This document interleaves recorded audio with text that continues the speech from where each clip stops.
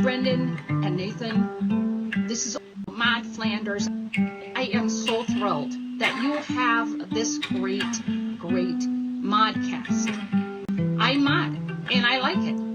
And Todd and Rod would like it too.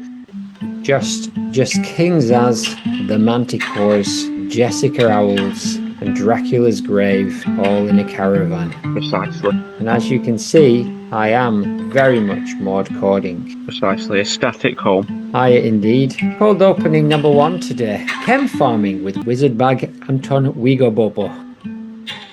There was some sort of thing with Maggie not getting paid or whatever. Enter Quickly Mart Game World Night. A pixelated moon shines over a digital farming field. The player's avatar, Loggy Y5K8, a scruffy wizard, stand next to a glowing wizard bag. The bag pulses with strange energy inside the bag. Anton Wigobo, a sentient bag, is waiting, his voice echoing. You ready to farm chem again, or you're still fiddling with your magic staff? I'm trying to get it right, Anton. These chem crops are volatile. Oh, the screen's flickered. It says an interface show chem. It says to tap the right buttons, balance the magic and avoid blowing it up. You think Socrates is worried about chem? Please, this is just a game, but I'm full of advice, kid. If you can figure out how to stop the farm from crashing. Oh, Loggy Y5K out. Tapping rapidly on the screen's not going to help.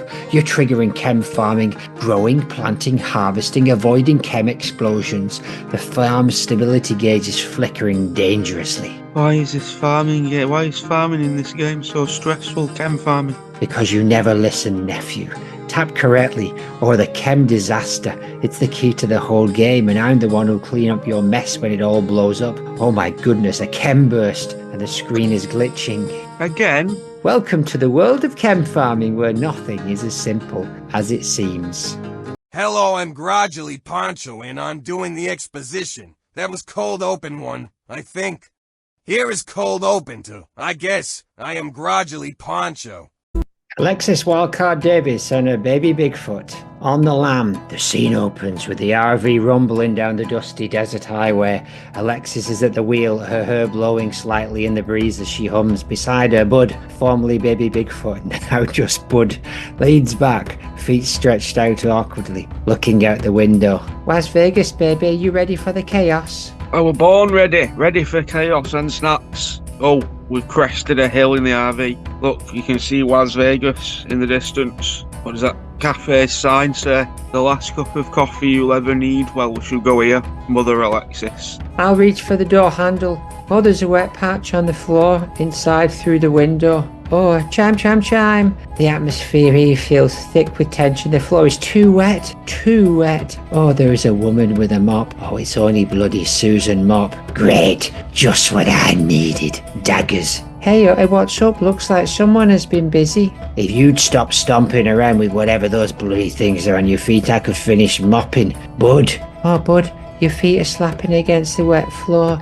Your baby-sized Bigfoot feet are normal human size but are noticeably large. Got big feet. Big feet? I'll show you bloody big feet when I kick you out of here. Before she can respond, the door's creaked up and look who, there's a woman there wearing an I Heart Springfield t-shirt, and she's froze as she spotted us with a sly smile curling across her face. It's Barb. Well, if it isn't the RV crew. Oh, look who's there. Oh, it's a dog. Oh, a cute little dog. Grr. Oh, he snuggled up to me. Oh, that makes me happy. Oh, he's gone. Oh, Barb, I haven't seen you since that thing with the RV. You know what, the one where I almost lit it on fire? Yes, you're lucky I'm not suing you. I'd call it a he learning experience. I'm eyeing up that Bigfoot boy. Was he trying to stuff chips into his pockets? What's that RV doing outside? I recognise that RV. No way you're still running from Springfield, huh? We don't run, we adventure. I don't care what kind of adventure you're on. The bloody floor's wet and now it's covered in normal size human footprints, aka baby Bigfoot sized footprints. I swear you better clean this up. And don't you shrug, Barbara.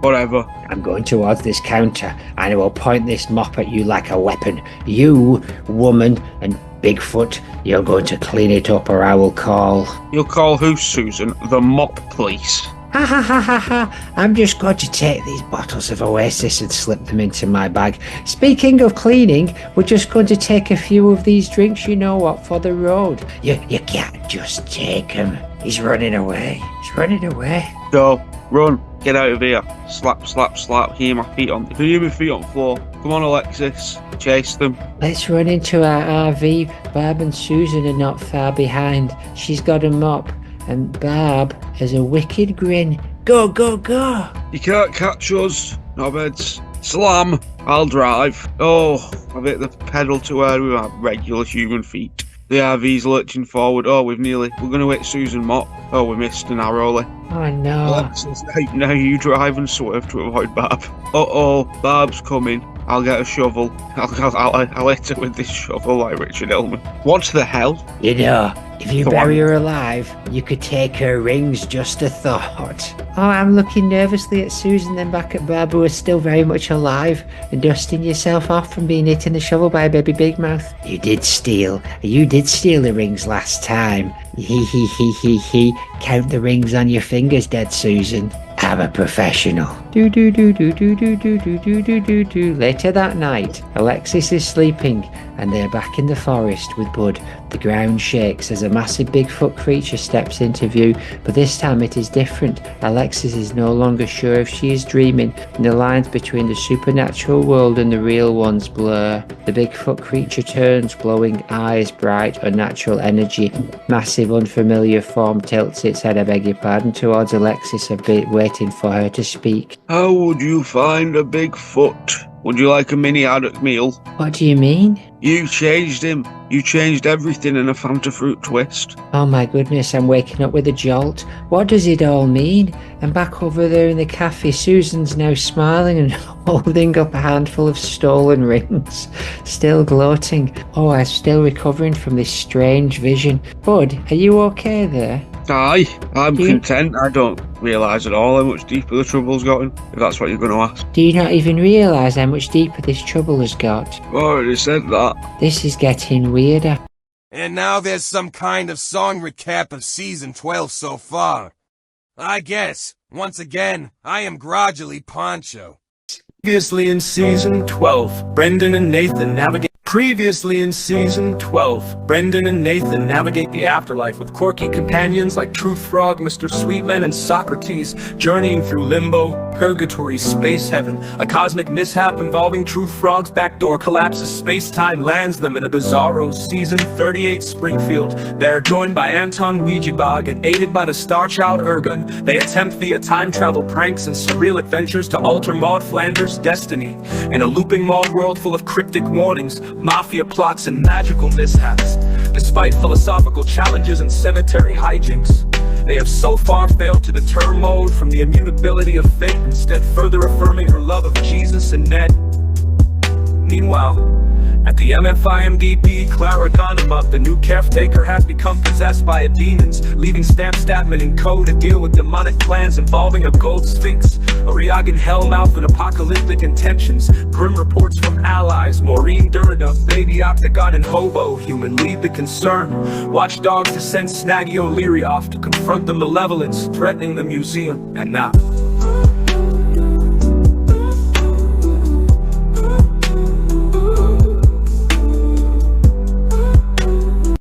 And now he's going to do the bit where he says mod, it's a mod, good cast, etc, spoilers. And make no mistake, I am still Gradually Poncho. Maude, it's a Maude Bottle episode. Another Maude Bottle episode. Donuts on the line, a portion play. O'Learys and bikinis were having a day. Stamps on a bender, Maude is spitting rhymes. It's dangerous curves with moral confines. Maude Flanders meets Chuck. Porsche keys in hand, deliver it safely, she laughs. Boy, make a stand. Wally suggests San Diego and chaos ensues, with Maude knitting wind chiming on flavoured ice milk brews. Guinea picked up and in a tiny bikini, while Maude spouts wisdom that's moral but steely. Stealing Ferraris and breaking the law. Dear Lord, I'll hit you with a tray. It's my moral paw. Maude, quirky guest with bikinis in play. Leslie Nielsen is scheming, but Maude saves the day. Dangerous curves, both literal and wild, with BBQ victuals and tuppence styled. And here's Snaggy. Oh, how are you, Snaggy? Woof, woof, woof. Blake and Michelle with the pageant dreams. Maude on a wet bike, tearing up the streams. Jehoshaphat, she cries, this plot is insane, but I'll teleport there because quick change is my game. Sean's stage mom schemes, but Maude's too sharp, knitting wind chimes while stealing Kravetsky's Ferrari. That's art. She spies ice cream binges with tuppence on guard, teaching shame and barbecue. She plays every card.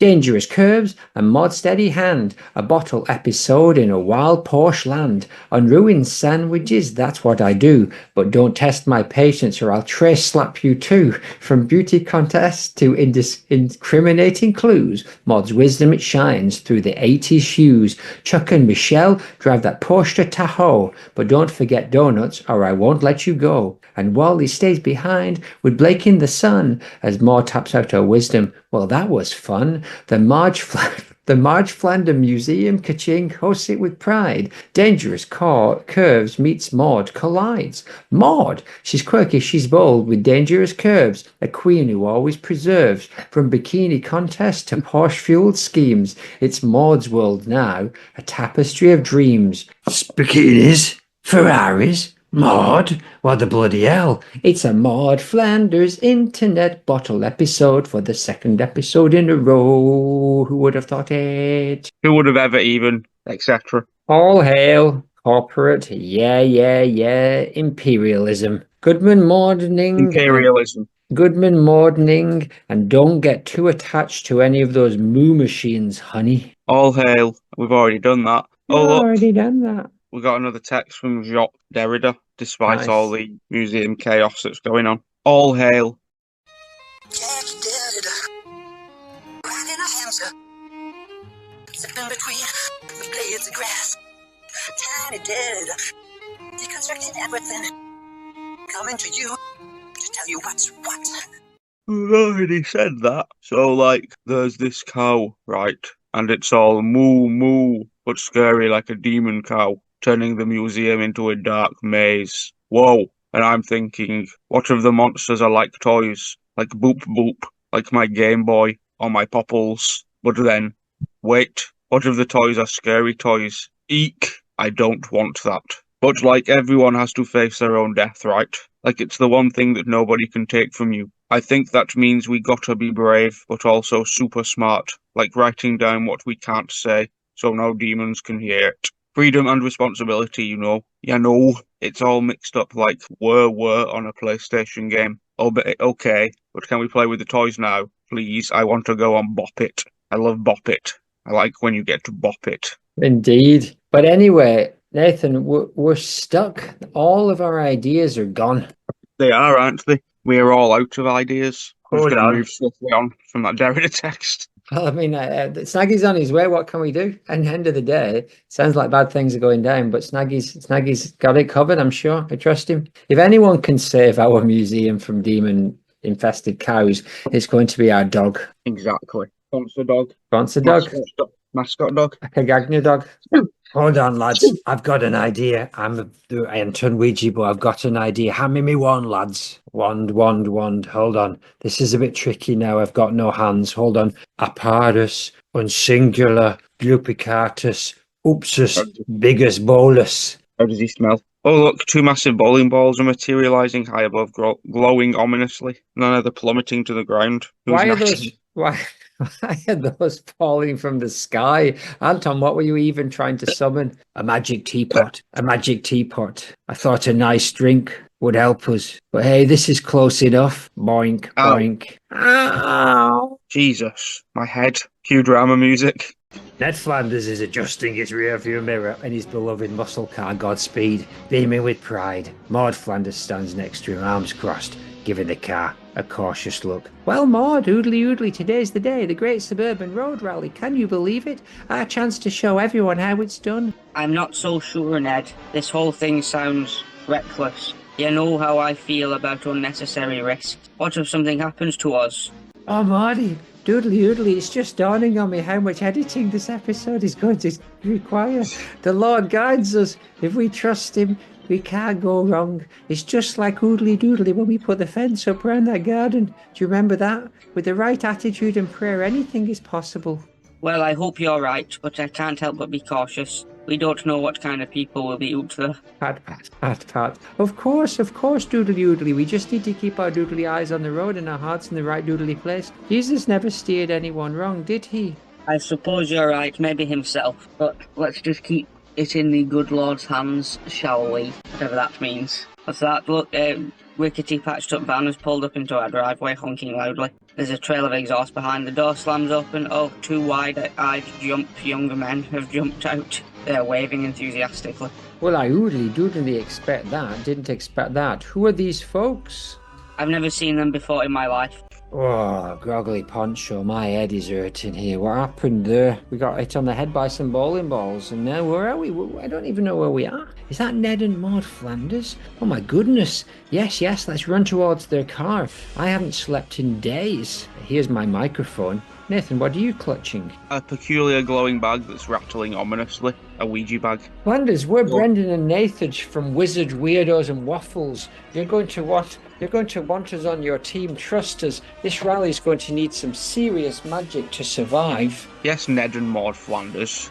Magic, chaos, and waffles. We've got a whole plan mapped out, and guess what? We brought our wizard bag. This race is about to get a whole lot more interesting. I'm just assuming that I'm in some kind of fever dream coma and not really meeting Maude. Who knows? Hold on a minute. You're not even in the rally, are you? And what's that bag supposed to be?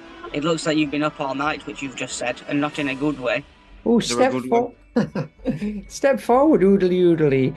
And it looks like you've been up all night and not in the way where you've been celebrating the glory of our Lord and Saviour Jesus Christ by attending midnight mass and then staying up for the rest of the night praying. For an additional 8 hours. Yes. Now, Maude, let's not be rudely oodly. Maybe they just need a ride. I mean, we're all brothers and sisters in Christ, aren't we? If they're brothers in Christ, I think he's got a strange sense of humour. Oh, Maude. Oodly oodly, I know it's a bit unconventionally oodly, but I do think of it as a minstrelsy opportunity, but not the bad minstrels. We can help them to find these boys, find the true path, guide them to the Lord like Jesus oodly oodly would have done. Jesus didn't have to ride around with people like this in rickety vans, Ned. And what's in the bag? I don't trust them. As the conversation continues, a strange figure emerges from the back of the van.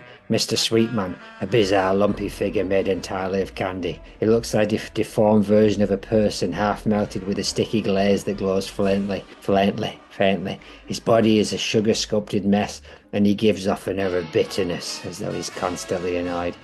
Oh, well, if it isn't the Flanders, charmed, I'm sure. I was just chowing down in the back of this van, and now I'm stuck here in this godforsaken sugar hell forever.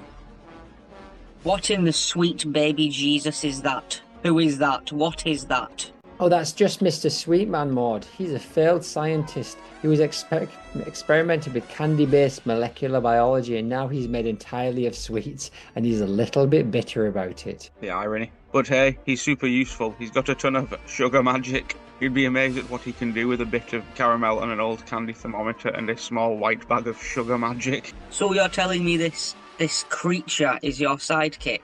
A candy man with a chip on his shoulder and a boy? This is absolutely not what I signed up for, Neddy. Well, I guess, Oodly, we can just make the best Oodly of it. Maybe he'll come to his senses and let the Lord's sweet grace heal him. After all, God made creatures, even the ones with a few extra layers of sugar. Don't talk to me about the Lord, sugar boy. I wasn't given a choice in becoming this monstrosity. Nobody asked me if I wanted to become a candy-coated freak, too sweet for Sweet Town and no manly for Mantown. But here I am, forever sticky and bitter. Too sticky for Bitter Town. A little bit too bitter for Sticky Town. But I didn't become a total a little bit sticky. I become totally sticky. Exactly. Come on, Mr. Sweetman, let's focus. This race is happening. Come on.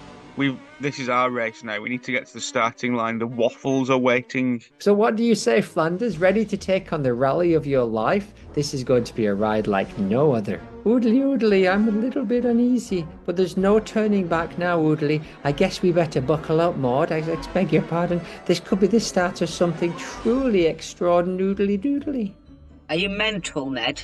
3 strangers turn up at the door and hijack our van, and you're just, oh, whatever, let's just do it. We'll do it with faith, but if anything goes wrong, you're the one explaining to the Lord why we're friends with this sort of boiled sweet mutant. Neddy, I hope it's worth it. He's making me uncomfortable the way on this. I'm doing my own voice. Oodly oodly, he's making me uncomfortable the way he's slithering uncomfortably in the back, steep muttering under his breath. If anyone's going to get murdered on this ride, it's certainly going to be done by him. I agree, Neddy. Let's go. Give me a number between 1 and 300. 12. 13. Is Maude condescending or aloof? She has a holier-than-thou, a snooty condescension to the poor. Agreed. She is. I would say she is far from aloof. I don't think aloof. I think she's probably never had a day of being aloof in her life since her cold opens with Ralph Tonks. Maybe. Have we ever seen her around the poor to make this assumption? I don't believe we have. We've seen her wash an incredibly rich man's feet. Oh no, he was homeless at that point. Does she not make some comment about the poor people when they're at the NASCAR racetrack? Oh yes, she does. She says she likes to look at the poor people in the infield, which is very human zoo-esque, isn't it? Slightly condescending, isn't it? It is. So maybe she just keeps that to herself for the most part, and then chose that day of all days to share that bit of information about herself. They also, in world, or out of world, if you will, in the writer's world, maybe they thought that would soften the blow of her dying a little bit if they made her a bit more of a cow than normal before she went. Like, as in, like, they're trying to shift the blame to Maude herself. Like, well, she got up, she was the one repulsed by Homer. So exactly. She deserved to D. Exactly. So it's her own DF. Aye. Do you know I can fucking hear you? Oh, and also, your sweet man's dripping again. Oh well, sponsor time. Aye. 8 American adults taking the lead. Ordinary people, extraordinary. Drive with JP17, they'll hack to a... Are you ready, America? Get ready to meet the 8 American adults who know what it takes to push the limits of reality, time, and hacking. And when they say they've seen it all, they've seen it all. Explosions. They're 8 ordinary adults from across the nation who have been tested by one man who defies all logic, JP17. He's not just a computer whiz, he's a AAA shooter who hacks the future. They're not prepared for what's coming, but they sure as heck will be. If you can't hack it, these 8 American adults sure as hell can. Can't either, but I can. Meet the 8 American adults. Number 1, Gregory from Texas. He once fixed a government database with a piece of chewing gum and an old Game Boy. If you're talking hacking, he's the real deal. Number 2, Linda from Ohio. Claims she can predict the weather with a single glance at a digital clock. She says the future is written in binary. 3, Carlos from New York. His smartphone can predict your location before you even type it in. When it comes to tech, he's the oracle. 4, Maria from California. She brought down a corrupt corporation with nothing but an Ethernet cable and sheer willpower. She's a living firewall. Number 5, Jared from Florida. Once hacked a weather satellite to get a free ride on a theme park ride. He's more unpredictable than lightning. Number 6, Chloe from Illinois. Invented a self-replicating AI that has a secret. Number 7, Desmond from Nevada. The man who brought down a rival hacker syndicate by sending them memes. He's chaos incarnate. And number 8, Samantha from Maine. She hacked the future, then dropped a text from the year 2040. It said, JP17 is the future. These 8 will team up with JP17 and face the ultimate tech villains, the Shadow Syndicate, the Quantum Sentinel, the Future Bending, Future Chemicals, and the snake of a man, Carl Snake, and his Viper's Nest. They're risking everything, their minds, their futures, even their breakfast burritos. 8 American adults, more like 8 adult-sized risks. Don't worry, we'll hack our way through though. And Snaggy? Oh hi Snaggy, how's things? Woof woof. It's an all-out battle of wit, technology, and impossible odds. Can these 8 American adults survive the magic of the digital frontier? Will they help JP17 take control of time itself, or will they be all erased? 8 American adults taking the lead. Ordinary people, extraordinary. Drive with JP17, they'll hack to a... An already dated reference. Exactly. even more dated by the time this comes out. Sponsor, I have sent you a song that I've just made in the last 20 seconds, so let's see how that goes.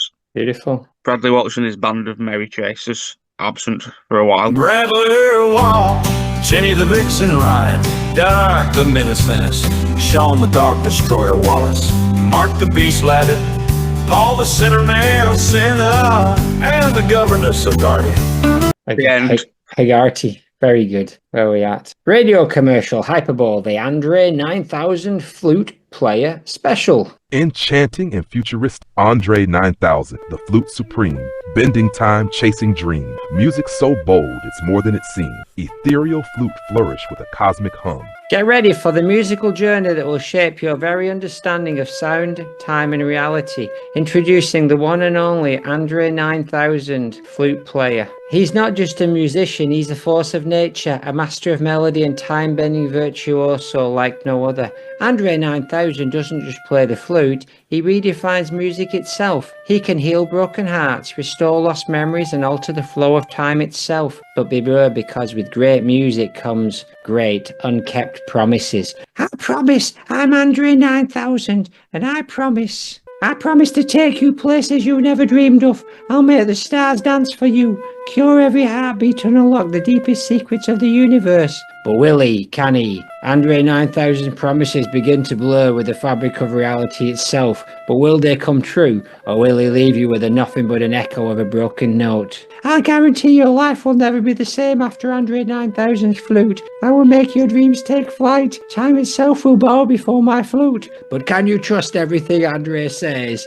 He's promising to alter the course of history and bring about the greatest musical revolution and give you powers beyond your wildest dreams, but deep down you know some promises are simply too grand to keep. I heard him. He promised he'll take you to the moon, but when you arrive, you'll be stuck in an elevator with a broken flute. He can barely bloody play the thing. He can't change the past. Trust me. And that's the truth. Yes, folks, don't forget about the mysterious truth frog. Exactly. His croaks have never been wrong, and he's here to remind you that no matter how sweet the music, truth will always bubble to the surface. No, I promise you, I, Andre 9000, will make the impossible possible. The universe is my symphony, and you're all about to hear about it. He'll promise you things beyond your comprehension, but below, he's full of shite. His flute can barely bend reality. He can't give you, you'll just be searching, or day after day. Will Andre 9000's promise of musical magic be fulfilled, or will you find yourself trapped in an unkept vow, lost in the melody with nothing but silent reverberations? I guarantee you, you'll never forget my night, the music, the magic of Andre 9000 forever. You'll laugh, you'll cry, you'll wonder whether Andre 9000 can really deliver on his promises, or if Fruit Frog was right all along. Get ready for a sound experience that will leave you question everything. The Andre 9000 fruit player, where promises are made, but only truth can survive.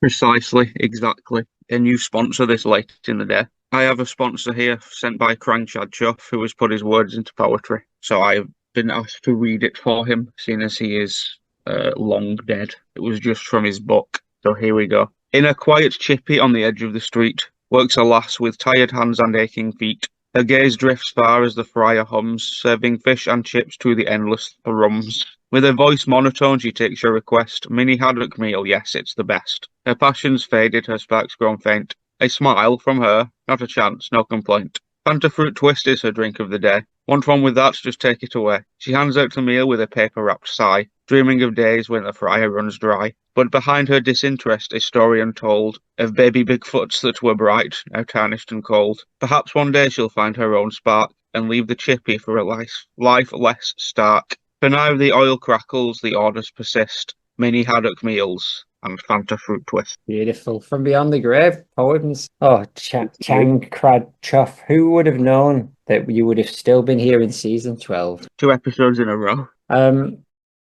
Ned and Maude Flanders stand at the front of their house, taken aback by the odd guests, Brendan and Nathan, who have just arrived, booming with excitement, with a wizard bag Well, Oodley, I suppose we can't just leave you Oodley stranded. You can join us in the rally, but let's keep it respect to Oodley, right? We're just here to have some fun, not summon any spirits or naught. Of course, Ned. We're just along for the ride, but trust us, you'll want to hear what we've got to share. This rally's going to be full of twists. We've been tracking the supernatural anomalies around this race for weeks. That's right. It's the Madecast's big debut episode. We've been doing a deep dive into, well, everything weird about this rally. And you guys, oh man, you're in for a ride. Wait a minute, did you just say your Madecast is about the rally? Or are you making it all about us? Is this Madecast about Maid? About me, mate. Oh, no. It's not about you at all, Maude. You're just a part of the story. We're more focused on the bigger picture, like Maid. The strange forces at play here, the conspiracy behind the rally, the twisted nature of it all. We just thought you two might make an interesting chapter in our journey. Exactly, it's an Albany expression. You know, you're practically made for podcasting. The Flanders dynamic, it's like gold. And the way you keep everything together despite all the chaos, Maude. Chef's kiss. Wow. Oh, I am still skeptical. I don't know what kind of gold you think you're working with, but this ain't what I signed up for. This ain't what Maude signed up for on this very day. And if you think we're going to let you air our private lives for your podcast, well, you got another thing coming. Neddy, go and get me a tray. Oh, doodly-oodly, Maude. Come on, it's just for fun. Besides, you've got to admit it does oodly make things more boodly exciting. Maybe this is exactly the kind of situation Jesus would have placed us in. Take his name out of your goddamn mouth. We'll need to spread the good oodly-oodly word and the good oodly cheer, don't we? Technically, you could argue that this is the kind of situation that Jesus has placed us in. But however, Ned, it's not about that. It's about them. It's about Stan. Using us to create content for whatever twisted thing they've got planned. These people, all of them, including the boiled sweet boy, are just taking advantage of us. Oh, a van. The van's making a bang. Oh, the door's slammed open with such force that it seems to have rattled the entire street. Oh, he's back. Mr. Sweetman, the candy-coated disaster of a man. He's back. Half his body is sticky now, gooey and patchwork with chocolate, licorice and candy corn. But his sweet face is a scowl of pure disdain. You're bloody right. You're fucking bloody right. Enough of this nonsense, you Flanders. You've crossed the line. The real question here is about your little rally and your quaint little lives. The question is, what in the name of all that's sweet and sticky and sickly is going on here? Oh, he snapped. And you are? I'm Mr. Sweet. I've already told you several times. I'm Mr. Effing Sweetman. Too sweet for etc. As you can plainly see, I was once a man of science until the world of sweets got the best of me. Now I live in a state of perpetual sugar-induced misery, and you have got yourself mixed up in something you don't even understand, Flanders. You should be thankful I'm here to solve this thing straight. Whoa, reaction time? Yes, boss. Oh, dear little you. Wait, hold on. You're what? A man of science who's now candy? I mean, I get that everyone's got their struggles, Oodley, but it sounds like you've got more to work through than just a road rally. Don't mock me, Flanders. I was this close to becoming the world's top scientist in the world before I was ruined by my own creation, and now I'm stuck as this confectionery abomination. These powers at work are far darker than you imagine, and it's all tied to this rally. Whoa, Mr. Sweetman. That's exactly the kind of story we need for the Madecast. You're talking about powers at work. This is perfect for an episode. Are you okay, though? You've been very calm until just now. It seems like it's all hit you at once. Don't worry, Maude. You're going to love how this episode turns out. You're going to be a podcast legend once we're done with this one. Oh, your face has gone from confused to alarmed. I'm obvious at your discomfort. Mr. Sweetman is now looking smug as if this all fits into some grand scheme of his heel turn. I don't know what all this twisted circus. I don't know what kind of twisted circus you think we're all part of, but we're leaving right now even though we're on our own front lawn. I've had enough of all of this. Mental. Absolute maniacs. Let's go, Neddy.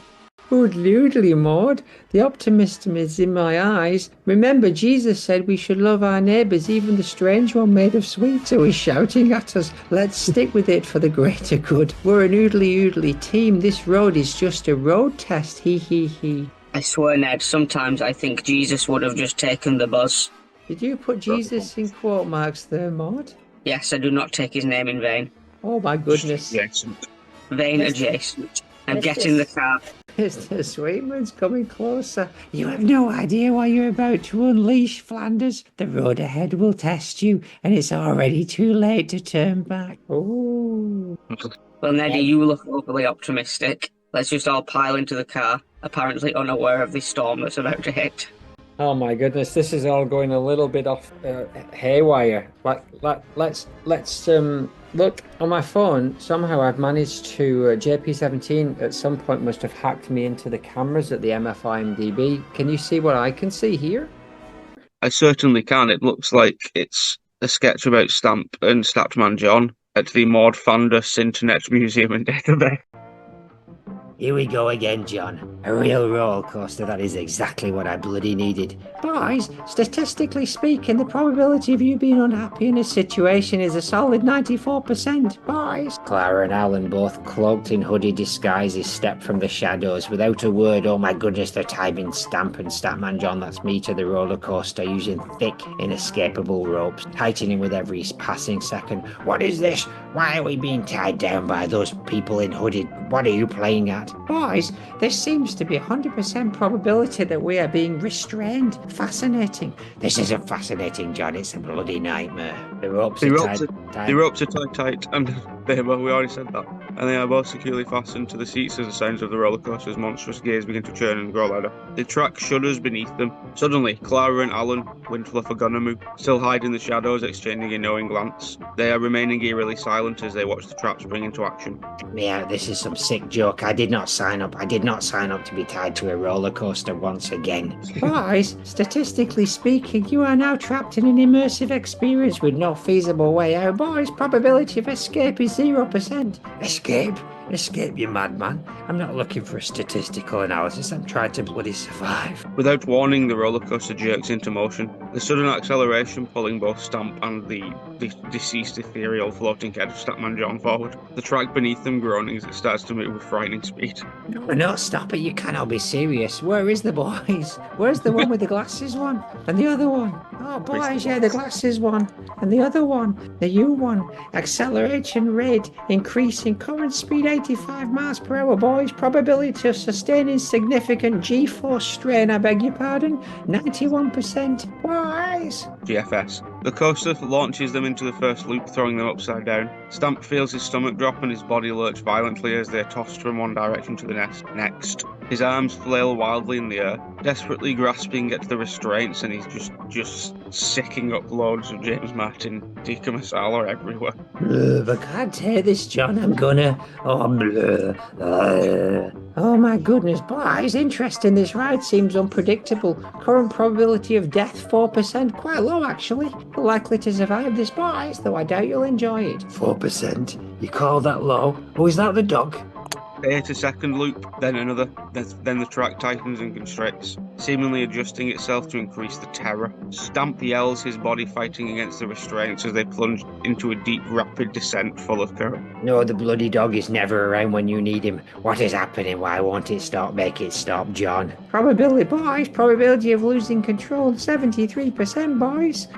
The roller coaster shifts again, this time zooming through a tunnel of flickering lights, plunging into darkness before emerging into a series of light, tight, twisting corkscrews. Stamp is thrown left and right, unable to stabilise himself. That's self. He tries desperately to yank at the restraints, but they hold firm. Exactly. I'm gonna die. When's she gonna die? When's Emma gonna die? Boys, the probability of extreme discomfort 99%, enjoyment 0%. I understand that that's 1% off, but you've got to allow for differences. Variables. The ride continues its brutal course, every second a jarring assault on their senses. Clara and Alan, still hidden in the shadows, watch the scene unfold with cold, knowing eyes. The twisted, demon-possessed forms are barely visible under their cloaks. They mutter dark incantations, under their breath as they stand at the controls of the ride. Moo! He's not getting out of this one, not this time, moo. They're already too far in, there's no escape now,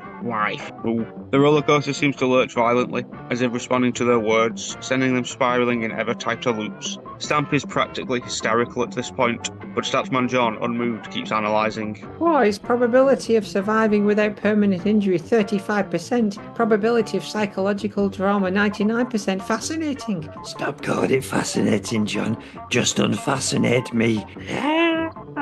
The ride continues its relentless pace as the shadows grow darker. The terror builds, and Clara and Alan, their presence more ominous with each passing second, revel in the unfolding chaos. I have to say, it's not looking good over there, is it? No, it looks like Stamp's just being toyed with, which maybe it's a bit of comeuppance after his many aggressive run-ins with people over the years. Like that time he smashed all that banker's teeth out and put corn in his mouth as replacement teeth. There's also some irony in the sense that the original early plots where he was trying to get us for tying him to a roller coaster when he wasn't, and now the new owners have actually tied him to a roller coaster, and he can't do naught about it. Exactly, it feels like it's all coming up Millhouse. Making love. Rest in peace. Content. Do you want to give the good people some context for this content? Sure. In this Maude Flanders episode, we are going back again to the even more things that I missed, even though I did like 3 or 4 sweeps of things that I thought I had missed. Some of them are a bit of a stretch. I just thought, in hindsight, we should probably look at them. Some of them are just flat out misses. Indeed, but that's where we're at in season 12, episode 9. So clip 1, season 3, episode 13, Bart Radio. Bart is hanging out the window at praying Rod and Todd kneeling and Duglongschlock. He's hiding behind his curtain and speaking into his radio. Bart, bring forth all your cookies from the kitchen. I'm guessing he's doing the God voice. And leave them on the Simpsons porch. But there are parents. But those parents belong to our... Those cookies belong to our parents. I don't think Rod would have talked back to Jesus. No chance. That's absolute nonsense. Ooh, do the radio says, do you want a happy God or a vengeful God? There is terror in the small boy's face. Happy God, they say. Happy God. Then quit flapping your lips and get those and make with the cookies. They leap to their fruit. Yes, sir, they say. Exactly. A nice, easy one to begin us with a season 3 reference. Well, this is according to the fandom wiki. She is in the episode Radio Bart, and this is all I can find in relation to that. So I guess this is what they mean. Yeah, I agree that Rod. Maybe it's just the conflict of disobeying the parents, being bad to Jesus. But yeah, I think generally he would probably just do it, which he does in the end. They need a little, prompting. But obviously, there's some behind-the-scenes shenanigans going on that we sadly missed out on, watching Rod and Todd try to steal this plate of cookies. So we don't see that. It's all off screen, is it? It is indeed. Bart simply wants some cookies, and yeah, we are not privy to that. But had it been later, we would have seen it. But also, had it been later, I imagine they wouldn't have had cookies in the house. They would have already been too flanderized for that. Yeah, it would have been like, a glass of water with some cookies made of white bread for dipping. Exactly. Some people like chunky peanut butter, some like smooth. But yeah, that's it. She's not really part of it. But if we're here at this point now, we might as well look at it. And I bet she's.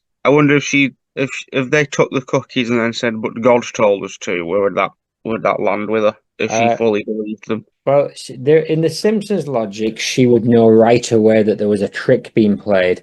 But then again, God actually does come down and talk to them from time to time. But for the logic would be, Maude would straight away, she'd go around and she'd walk upstairs and yank that radio, throw it out the window and grab Bart by his ear and take him downstairs to be told off by his parents. Push him down a well.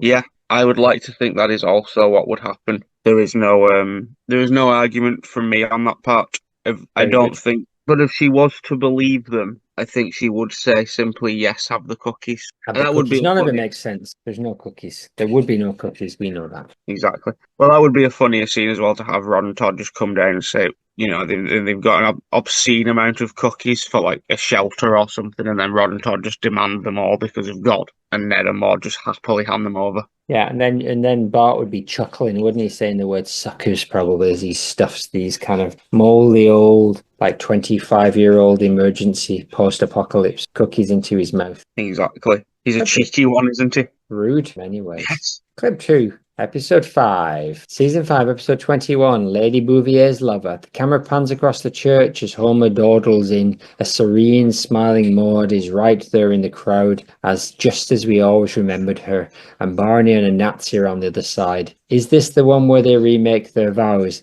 The wedding one? Oh, it's Margie's mum. She's marrying someone. Oh, is it Mo? And Maude is an off-brand looking Maude. Ned looks, I don't know where to look. Cut to boring Tim. So when Elipham came down bearing fish, and then Moham and Han Fagins, and this time Maudie is hidden behind all the penis heads. Has Maudie ever looked more Edna-y, I asked. Oh, it's Mr. Burns she's getting married to. And to huzzah, blah, blah, blah. I'm with you, Burnsy, I say. We've had enough about blah, blah, and him-ham. Now I know why you left this part in. Enough already. Get to the bloody point, says both Monty Burns and me. And Brent. Agreed. This is one of those ones that I just don't know how I missed.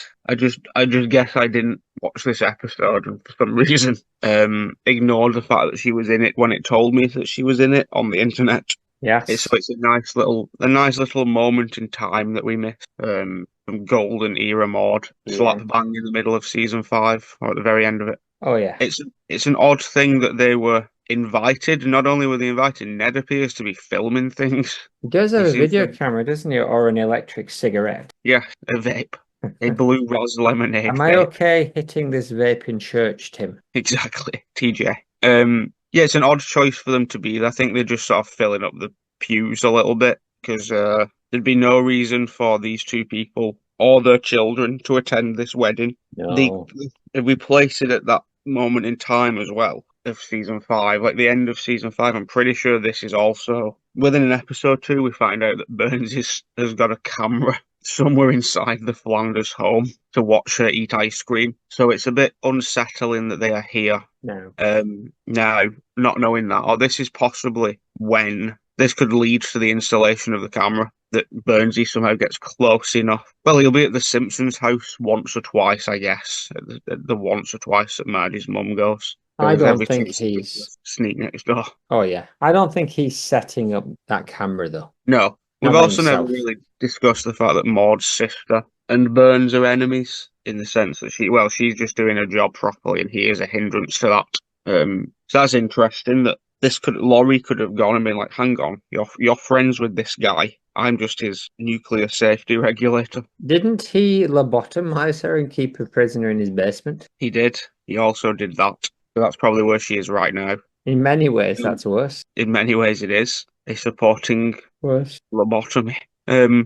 Off-brand Maude. What do you make of that off-brand Maude? OBM. Yeah, it's nice. Neddy seems to be stepping on her toe in that picture, and she doesn't seem to mind at all. But on her ankle? Yes, she's kicking her in the shin. It's even worse to step on someone's ankle. Like stepping on her toe is bad. Ankle's worse. Knees even worse. Exactly. Face worst. Worse. It's a good one. I like that she's just... Yeah, these are my favourite mods, really, when she's just part of things. When she's just there contributing to being a part of town. And realistically, I'd say that she's probably one of those people who just likes a wedding. Likes a wedding, doesn't she? So she would be there. And more so, she likes the wedding part of the wedding as opposed to the fun party part of the wedding. She likes the actual commitment. Is that not just Edna? Oh, is she behind Ned? Is that what you're saying? Possibly, but she isn't in that picture above, so maybe not. Continuity be damned. But yeah, I don't know. It is definitely the most Edna-y Maude, if it is Maude. It is, other than that time that she was dressed like her.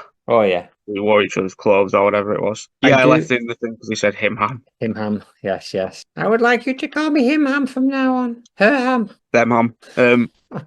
Them-ham. I would like to continue with this scene. Also, yeah, the Nazi was Burns. Burns' only guest is the joke. Do we know who the Nazi is? No, I just assumed it was based on somebody real.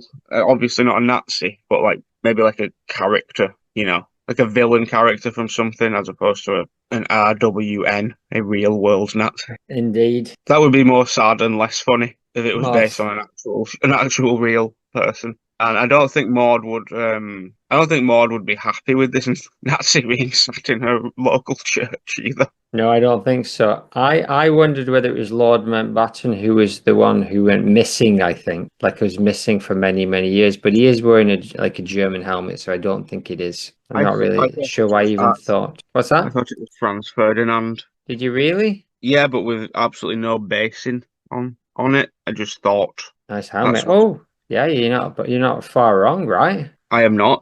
That's a pretty good call. Franz Ferdinand did have a helmet like that, and I meant the band. I imagine he's not the only one. I meant the band too. Clip 3, aka There's a clip band 4. telling us. Clip 4, season 5, episode 21. Lady Bouvier's lover. 2 asterisk. Bart flips the ring. It falls to the floor. Burns craps, grabs Paige boy tie and scowls. The ring. What have you done with it? Have they ever done Burns's Gollum? I asked myself, and then I looked for Burns's Gollum, and my answer was sort of, but not really. So here's some Burns's Gollum pictures. This was not good enough for me, and so I then went and made.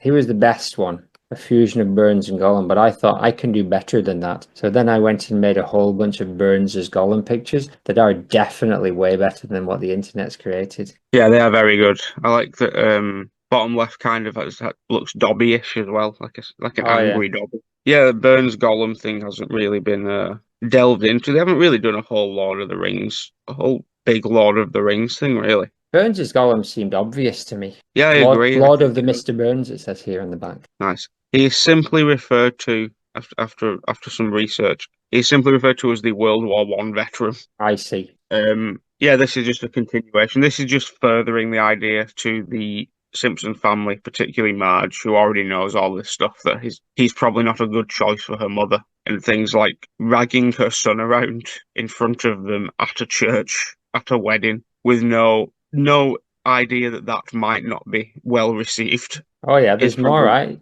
Give me the ring, you little imbecile, before I really lose my temper. He throws the boy to the floor, and Maude is not happy at this. Ka-ching. Marge. Maude probably doesn't care at all, actually. Margie, PH, is not happy. She grumbles. Tim says, do you blah blah blah to take this man to be your blah blah blah. Maude is only visible between the penis head trees. Oh yes, it's Grandpa one, isn't it? Grandpa. The organ begins to play something. Bouvier says, oh, my favourite song. Burns is angered by this. I specifically requested no romantic music. Oh, money. Oh, Monty, I say. It's Grandpa. He falls as the glass smashes. Iconic falls through the bar. Exactly, Mrs. Bouvier. This is another one of those episodes that I don't think I saw for a very long time. Like, I have no recollection of this from youth, only from like teen onwards.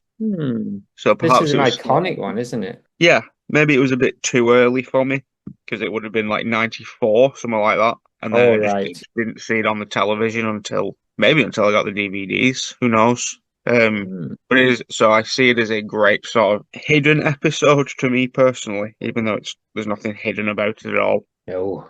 I also like the exploration of Jacqueline Bouvier, who has not been discussed really at all. I think that Maude would not mind Margie's mum, because once again, she does not like Homer. She's quite an inconsequential character, but quite an interesting one. You could easily have seen how she would have been, how she could have been like an investorette's kind of accomplice along with Agnes. Yeah, it's strange that they just never really, not even necessarily developed her, but they never had her be part of, like, she's not at the retirement home. She sort of lives on her own somewhere else in town. She's weird. Like, I'd say she's had more to do in the last, 15 years or so than she did in the first 15 years. Yeah, I get that. It seems like they paid no attention to almost any of the women in the first 30 years, 25 years, and now they're like, you know what? We should develop some of these people. I wonder if she likes alcohol. Yes. Let's give her a big old box of wine. That's a character trait, isn't it? Precisely. One that Maude missed out on, thanks to her sad death. Cider drinking. Don't listen, they're in the front of this van that we're driving in. Spoilers. Yeah, great episode. Maude just happy to be part of the crowd, happy to be at a wedding. Probably not unhappy that Bart's getting his arse handed to him either in front of this crowd, because as much as she dislikes Burns, at this point, actually, I don't think she does at all. No, the Iron Fist. He sort of said that it was more around shooting time when she shot Mr. Burns that she started to go off him. But prior to that, I think we'd already said that most of her interactions with Burns early on were fairly good. So Yeah. she's probably still. This might be her first, other than listening to what her sister's whinging about with all of her work problems. This is probably her first example of Burns being bad and her being like, "Oh, maybe Laurie was right. Maybe where is she, by the way?" Where is she, by the way? What are those Oh, noises coming from the basement? I'll check another time. I'm busy. Yeah, and then she decides not to marry Mr. Burns, but also she decides not to marry Grandpa. So she just leaves and gets on like a buzz with Grandpa. Then they do a Sound of Silence parody, and then the Yes, episode The ends. Graduate, right? It's the end of The Graduate. The whole thing Yeah, is the end of The Graduate, I think. exactly. Yeah. And they don't establish what the church people how they respond to this, which is kind of strange because it would make sense to have, as they're running out, they would be going past like the shocked crowd who can't even believe this is happening. An extended exploration of how each member of the church feels. Where's Maude's 20 minutes? That's what I want to know. This is one of those stories that she's probably going to dine out on for about 7 or 8 years. Do you remember when we were in the church that day and two old biddies were getting married and then a third old man fell from the glass and somehow the shattered glass did not stick into his thigh or his upper tendrils?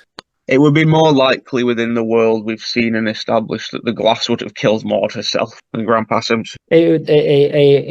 A diamond-sized nugget would have gone right into her Shatner's bassoon. Exactly. This is how she got that confidence to go for the hot dogs, though. Seeing things like this happen. Like a man in his presumably 80s falling through glass from a great height and then just getting up and physically running out of the building.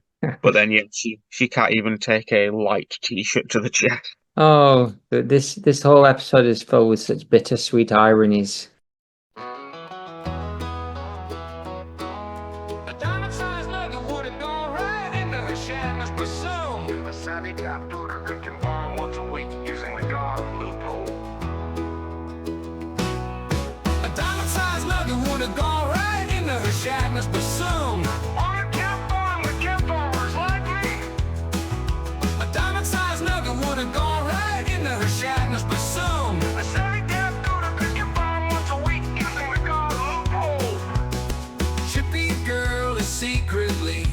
Mother of baby Bigfoot, that's the twist. Clip 3. Exactly. Verbs. Season 11, episode 6, Hello Mother. News with newspaper in bin. I'd say it's time to put this one-trick pony out to stud. Not Brockman, I say. Female anchor. Yesterday's news says the headline as Homer is super excited by this. He says, woohoo, first up, Maude Flanders. Marge is taken aback by this disgusting attitude. Homer, she grumbles, but the seed has already been planted. Homer shouts, but then they said, and then Lisa says some shit that we definitely did not need to hear. And Jar says, I know what you're saying. What they did to Jesus and Alf, now they're doing to me. Maude, Penis Her Maude says, are you comparing yourself to our Lord and Saviour Jesus Christ? Well, on bowling ability, humorously, says Jar. I think what happened is I forgot to cut this clip, but there's also the potential that I left it in because of the reference at the end to Jesus and bowling, as they are both things that would be relevant to Maude, and this scene is also relevant to her. Oh, yeah. This is one, I have no recollection of this whatsoever, because I remember the Maude being on the news when they discussed the angry wives, and I remember Maude and I remember him tipping his hat to her when he's doing horse monitoring. So I remember the sort of running gag that they had going on, obviously. Boosty villain. This one is a complete, a new one to me, even though I've definitely heard it before. Right. Like, this is one of two, maybe 3 or 4 references to, I'm having that one.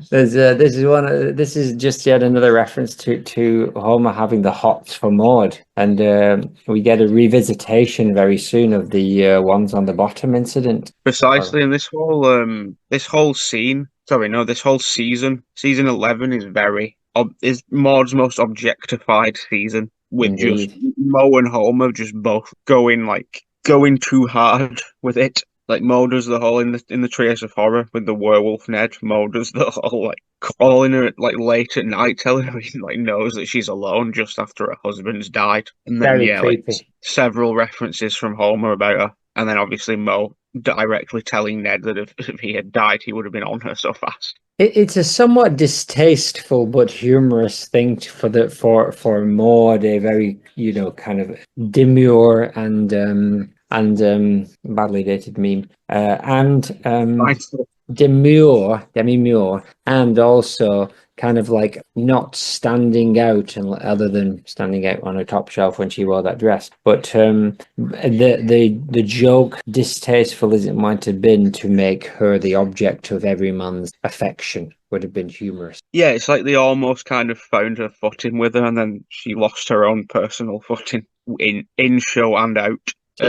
But yeah, this is probably the route they would have continued to go down. Is that it probably would have been one of those things now that got like pushed the way of Apu or the strangulation, which still happens anyway. But I imagine it would have probably flown until about season 25, and then they would have probably thought maybe we should have another character trait that isn't she's just uncomfortable being objectified all the time. But for season 11 and its prior few seasons, yeah, I like it, and I think that season 11 they really found their footing with it, and just did like 5 or 6 funny examples of it within one season. And maybe they just they knew that she was going to be killed too, so they knew it would be even more disrespectful. Very good. IMG on the case. Precisely. Quick 5. Season 22, episode 7. How munched is that birdie in the window? Rain and thunder.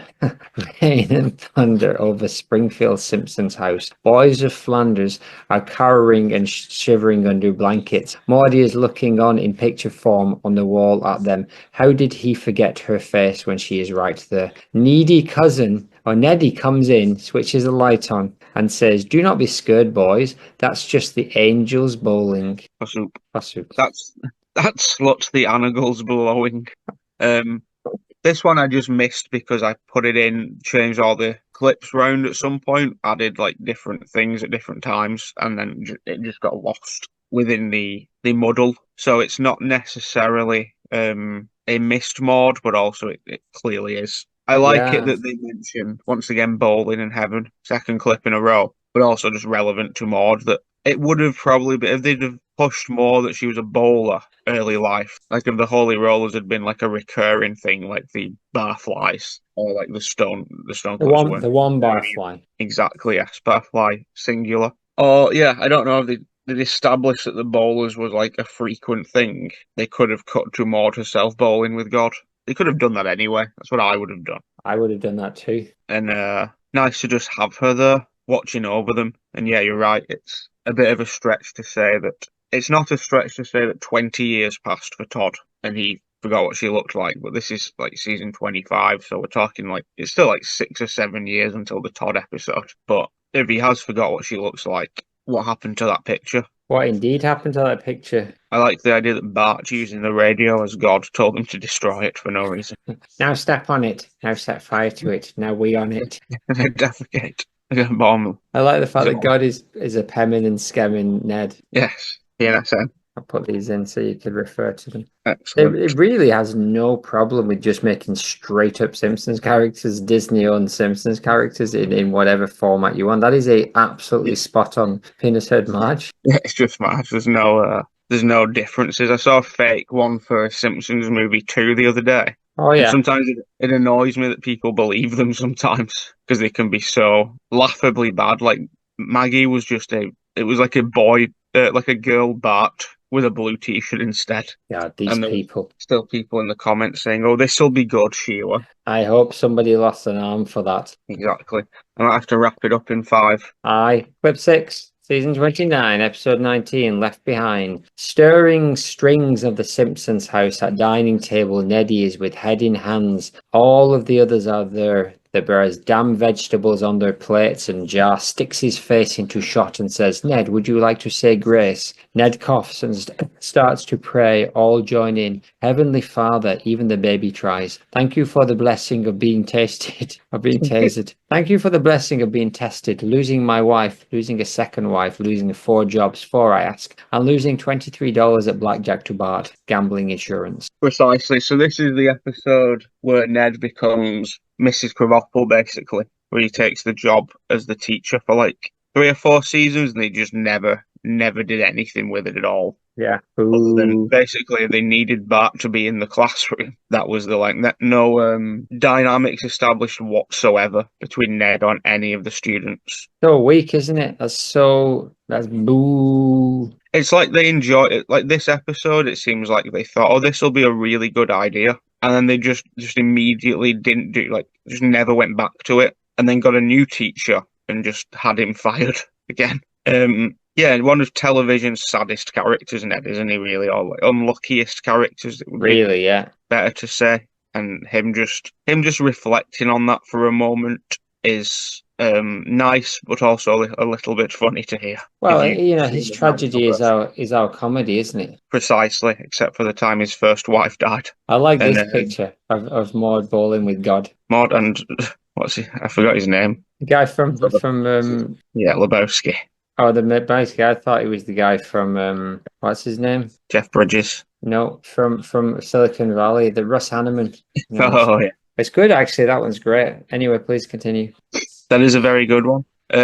Yeah, so just Ned summarising his bad luck is well worth a scene, and unfortunately she is not named here, but she is simply used as a statistic, which Statman John would Boys. love. Oh, spoilers, but no spoilers. I saw a trailer for the Christmas episode next week, and there's at least a photograph of her in it. Oh, there you go.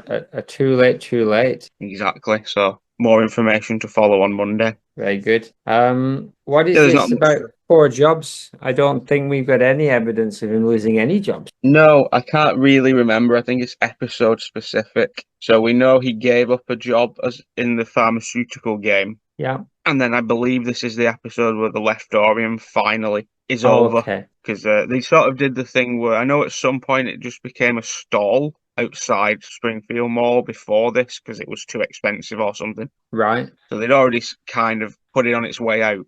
And then, yeah, now they decided to fully have it be done so that he could go and be the teacher for no reason. Yeah, that's Yeah. boo. And now we're back to a weird, like, full circle season 1 to 3 kind of thing where we don't actually know what Ned does anymore. Ned is back to being completely jobless. Repeat. Is the Leftorium definitely gone then by this point? Yeah, the Leftorium basically. Season like 15 onwards, they said every time he mentions it, it's because it's in trouble, or he sold it like twice and then had it back, and then it became like a little stall, and then he got rid of that and just became a teacher. I think no more to Leftorium. no more. It went the way of Maude, and then for a show with very little changes, you've got Ned, who is just constantly seeming to change. He's almost like the real world, the character that knows the real world exists and he's affected in real world ways while everybody else is not. Yeah, because he doesn't even list the non-fatal things there, like the hurricane. That's what I was going to say. Yeah, he didn't even mention the fact that his house was destroyed. Yeah, or like drinking once and accidentally marrying a Vegas wife. Things to that extent. As we find out later, smooching with Homer Simpson. Yes. Spoiler alert. Spoilers. Let's just see how Snaggy's doing. Oh, indeed. I've fitted a Snaggy cam, which is kind of a what do they call a drone that's flying above Snaggy. Can you see him? He's just walking down the road there. Oh, yes. What a big dog. He seems to be singing to himself. What's he singing? There's a voice keeps on calling me down the road. It's where I'll always be. 'Cause every step Snaggy take, he takes a new friend. Can't stay for long. Snaggy's turned around and Snaggy's gone again. Oh, Snaggy. Yeah, the old slag road. All of our hopes and dreams for saving the Maude Flanders Internet Museum database is in the hands and the paws of Snaggy O'Leary. Godspeed. Exactly. Best boy. I'm sure everything will be fine. Clip 7. My dog's got no notes. Exactly. Clip 7. How does it smell? How does it type? How does it know where it is in the grand scheme of things? Exactly. Awful. Clip 7. Season 34, episode 17. Gal. Homer is about to murder some old-fashioned bowling coach from many years ago, a Frenchman with a bowling ball. PMH says, Marge, gas a speak to me spouse app.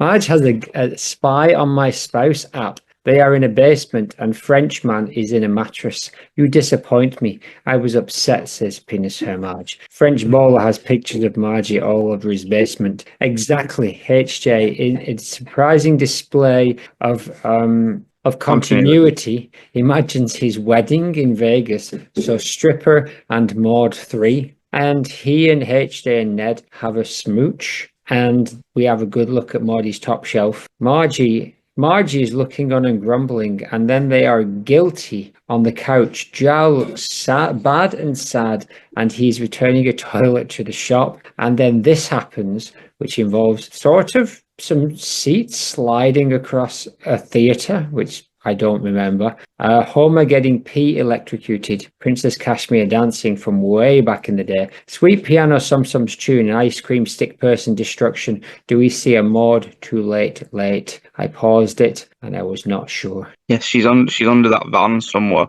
which is why I left it in. 2 Maudes in a. Oh, is that the reason for the entire sketch? For the entire clip? Oh no, because they get married. Yes. No, the clip is the reason, as with all clips, is that Maud Flanders appears. Does she appear?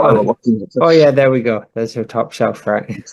Yeah, I just found it strange. This one I didn't put this one in and then retroactively went back and put it in. This one only came out like 2 years ago. Oh yeah. So we had every opportunity to look at it at the correct time, and I decided that we shouldn't, because it is not new footage. It is simply a clip that we have seen at least twice before. But then I figured, why not? Why we're already at this point, we might as well. It'd be rude not to. I think it counts. I think it adds some extra perspective that even after all these years, her top shelf is not forgotten. Not the ones at the bottom gotten. His second memory. He doesn't know her name, but he knows top shelf dead wife. And the first one refers to the top shelf dead wife being shunned.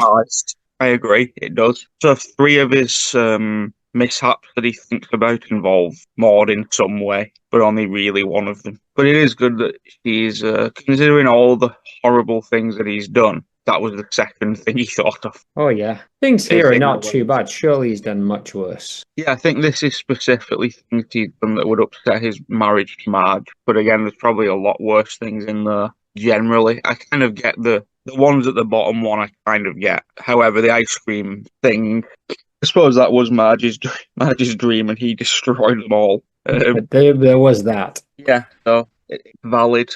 And also bringing the character Jacques back in season 35 after his season 1 appearance is quite fun. Not for the diehard internet fans who probably hated it, but for me, a still viewer. I think and Albert Brooks. It's always nice to hear the voice of Albert Brooks. Oh yeah, always nice. And it's good to see another season 1 flashback of Princess Cashmere, right? Yeah, the whole thing, like, including that. Maybe that's why the shelf made it in, but quite a few of those clips are very early. It goes from like very early straight through to like basically season 20. It skips like quite a lot of the middle stuff, really, other than the Ned and Homer getting married to each other. Oh yeah.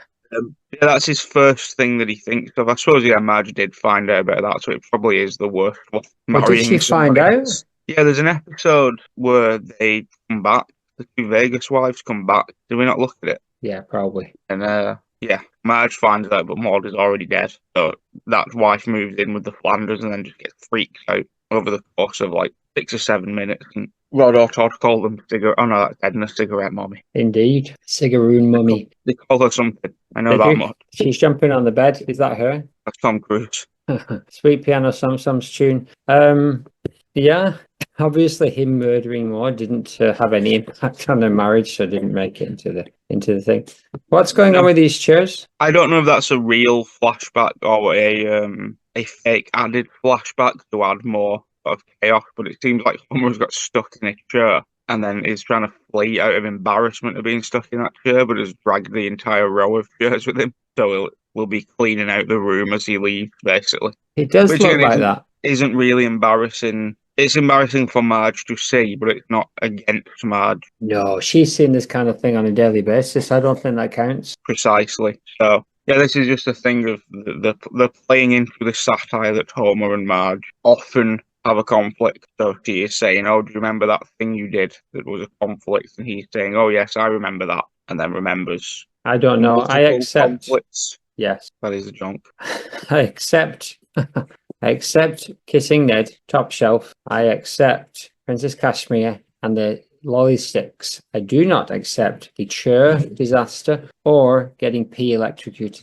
No, I also don't think with that. I believe that every single clip that Maud Flanders has appeared in the TV show The Simpsons. Oh wait, he just appeared yesterday, and as it turns out, that Christmas special is out right now. So following this episode that we are currently recording, I am diving straight into what could be another Maud Fest. My goodness. So who knows? We will know in roughly two-ish hours. Thankfully, we padded out the last part of this season, so we could quite easily put another Maud episode in without even breaking a sweat. I don't know what you mean. Padded out. We have flown through this season 12 at the same pace as the rest of the seasons. That's why it's taken us maybe 9 to 10 months. Season 12, episode 9. How about this Maud art? It's finally come time for a little bit of saucy Maud after dark, especially with that top shelf being trotted back out one more time. Oh yeah, timely.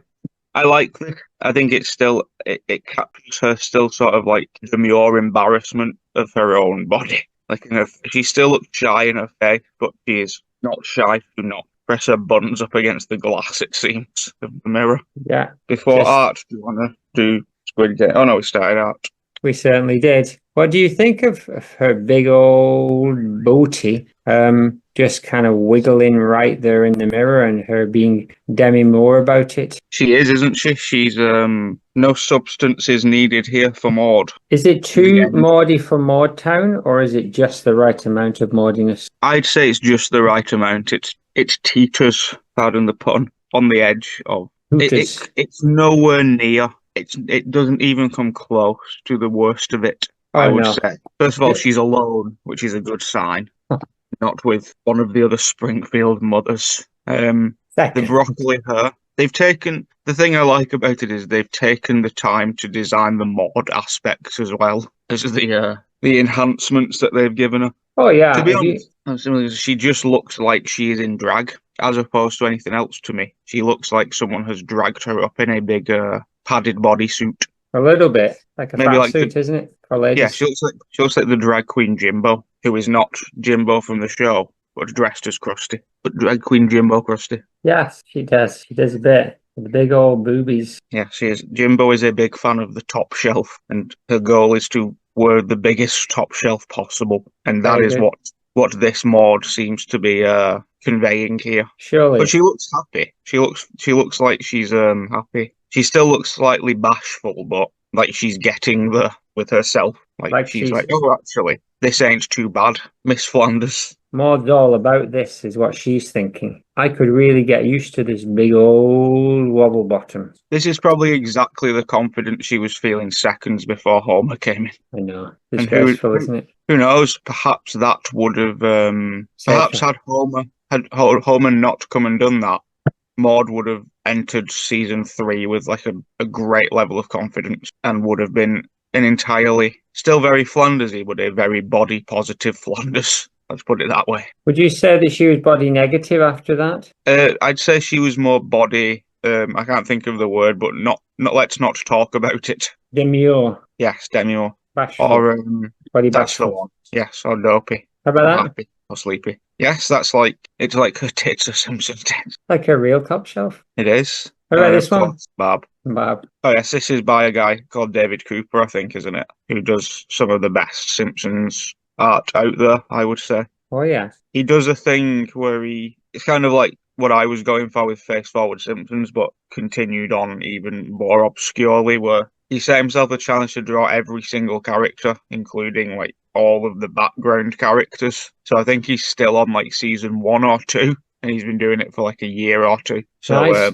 But he did a lot of, I think you might have seen like the Lenny comics or like the Mole Man comics, etc. Where it's like, yeah, they're saying something that's sort of relevant to the real world effects that the Simpsons have. Oh yeah. You know, like I've been best friend. Like Larry's would be like, I've been best friends with someone for like 36 years, but they don't know my name. They won't go to my funeral. Indeed. That's harsh. Those harsh truths. I died 21 years ago. Some of my children are 6 and 10. So it's like a real world truth. It is an RWT. A rod with Todd. I hope they remember me. And of course, we know from the episode that the little one doesn't. The little one doesn't. So I thought I heard shouting. I did not. I think it's beautiful. I like this is one of the only times we've seen Ghost Maude represented not turquoisey, like in Oh her yeah. regular clothing, and the skirt has become the ghost tail. There's probably a better word than that. No, Um, that's exactly the best word for it. yeah, it's phenomenal. I think it's beautiful.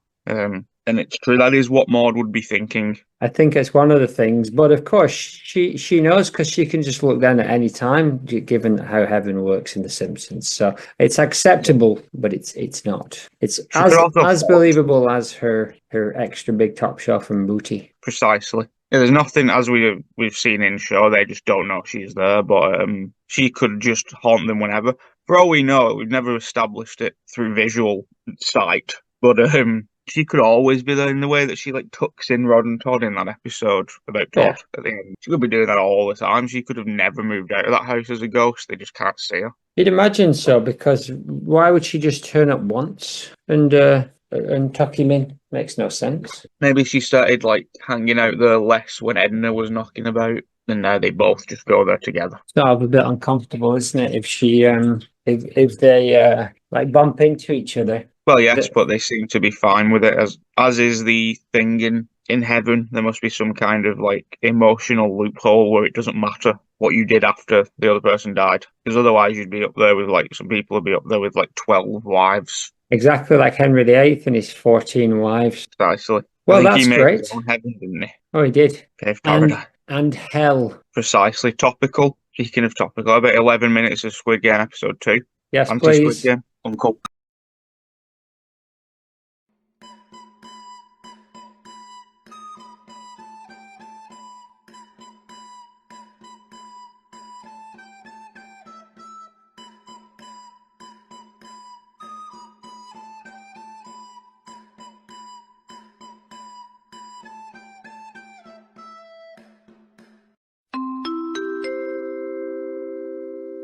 Welcome to episode 2 of the anti-sponsor race Squid Game race official Maude Flanders something. I am your host, Minjun Cho Poncho.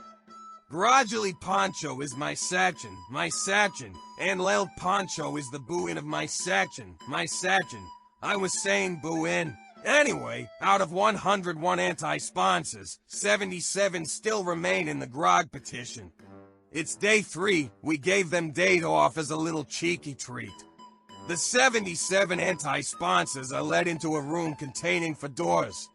Each door has a shape above it. Door 1 has a simple cross. Door 2 has a broccoli hair silhouette. Door 3 has an Edna head logo. And door 4 has a simple circle. Now, because we don't have time for personal internal conflicts for specific anti-sponsors choosing their own shapes, we have decided to let Stamp in with a flamethrower to just kind of herd them like cattle into whichever room they flee towards first. Bring back my Stamp.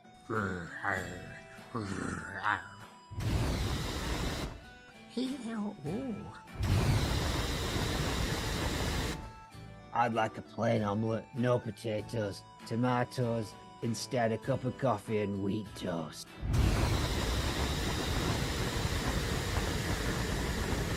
Ooh.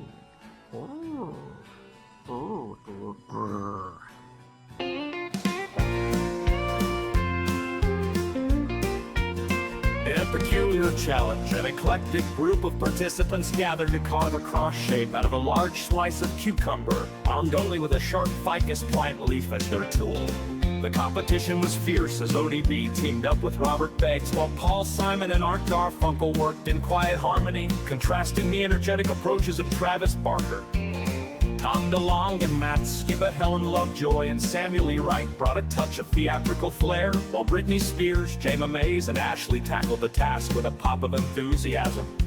Angus Clark, Dave Evans, Malcolm Young, and Chris Slade channeled their rock and roll precision, and Brubeck Wife and David Rowledge lent an air of sophistication. Despite a valiant effort, Leah Michelle struggled to master the leafy carving technique and was blasted in the mush with a big old nasty t-shirt cannon. Well, technically the t-shirt from the cannon, not the cannon itself, leaving the others to advance to the next round. Room 2 called for the group to sculpt a broccoli hair design out of cucumber. Using only the sharp ficus plant leaf, Boris Blank and Dieter Mayer of Yellow approached the task with methodical precision, while Chaz and Cheshaire's Bono Bros' playful banter nearly distracted. Michael Zaretsky from Boston pops from completing his design in time. Jerry Garcia and Phil Lesh from the Grateful Deep found inspiration in their groovy camaraderie. Though Phil's leaf snapped halfway through, forcing him into a nail-biting recovery. The unique real Squid Game worked with quiet determination, while 41-songer Robert Johnson's steady hands impressed the onlookers. Drama unfolded when Vanilla's Frances Potter nearly sliced her cucumber too thin, but she rallied with some creative layering. A glee group forms and Kevin McHale and Dot Marie Jones powered through with competitive energy.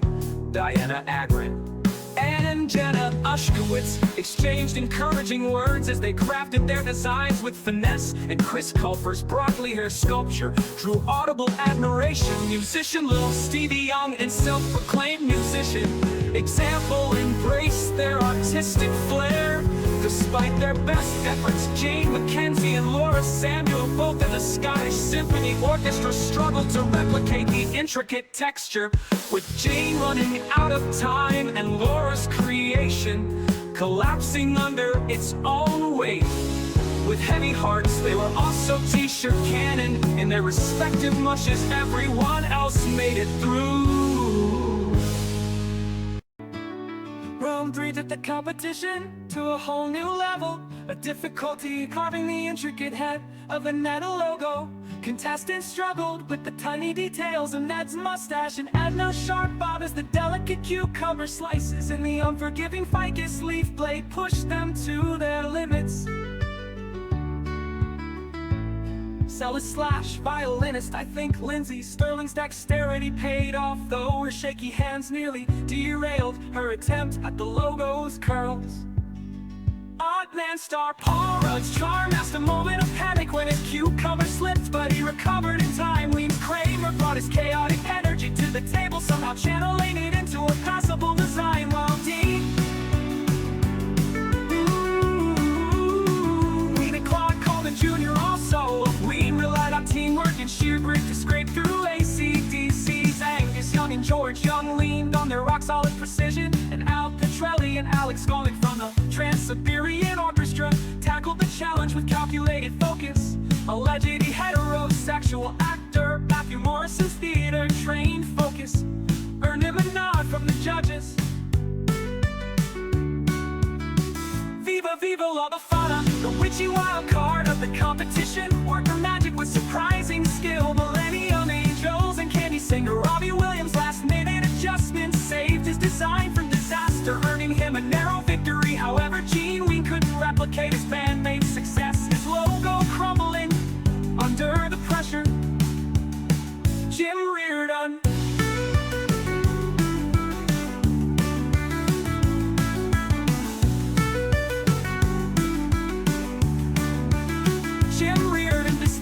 his Simpsons pedigree failed to translate his creative vision into cucumber form. In Glee's Jesselyn Gilsick struggled with the complexity. All three were promptly and subsequently cannon mush. The survivors, some by the skin of their teeth, breathed a sigh of relief as they advanced to the next round.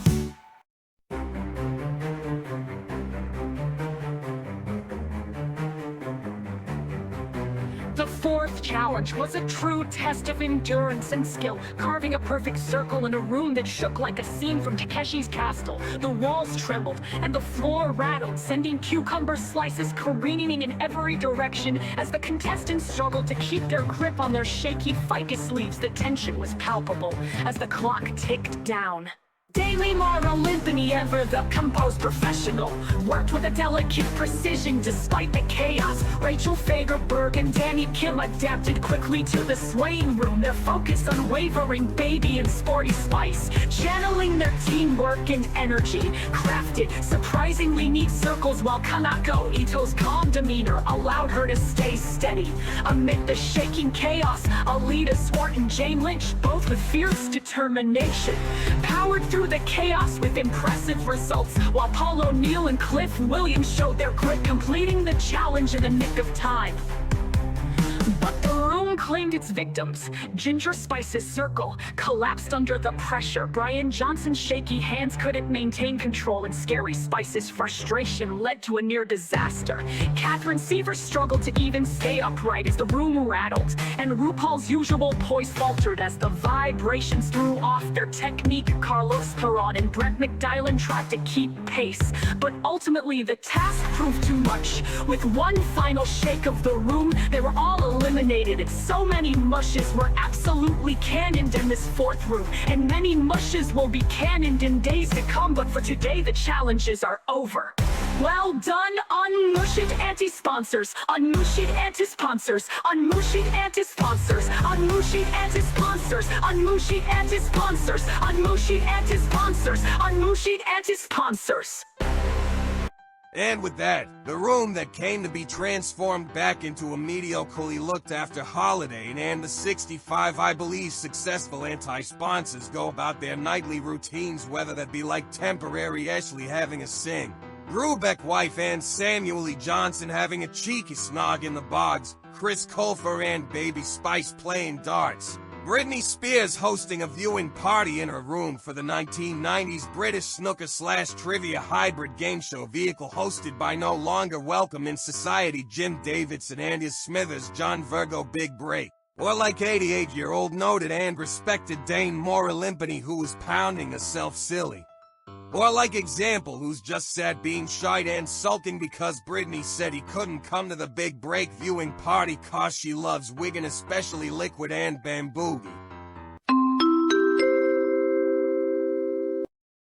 Will Horner, player 7, yes, sewing, Gilsing Glee, player 12, Jenny McKenzie, Scottish Symphony Orchestra, SSO, player 16, Brian Johnson, AC/DC, player 21, Scary Spice, Melanie Brown, player 33, Lara Samoso, player 37, Catherine Seaver's Boss Pops, player 44, Limi Michael Glee, player 44, Limi Michael Glee, no drag for me, orchestra, error 60, Gene Win, player 72, Jim Urban Simpson's Man, player 78, Carlos Perron Yellow, and player 90, Brett McMillan, the Grateful Dead are all out of the competition. Rest in pieces, bitches.